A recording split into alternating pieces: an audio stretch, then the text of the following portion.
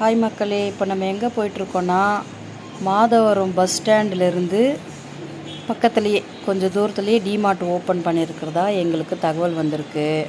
சரி போய் பார்க்கலாம், இன்றைக்கி சண்டே வாச்சு அப்படின்ட்டு கிளம்பியிருக்கோம். ஆக்சுவலாக இந்த சைட்லாம் பார்த்தீங்கன்னா டிராஃபிக்கே இருக்காதுன்னு சொல்கிறாங்க. பட் கொஞ்சம் டிராஃபிக்காக தான் இருக்குது. என்னென்னு பார்த்தா டிமார்ட்டுக்கு தாங்க இவ்வளோ டிராஃபிக்கு. கார் பார்க்கிங்கே உள்ள டவுட்டு தான் அப்படின்னு சொல்லி தான் அனுப்புனாங்க. பட் ஒரு வழியாக வந்து காரை நிறுத்திட்டோம்.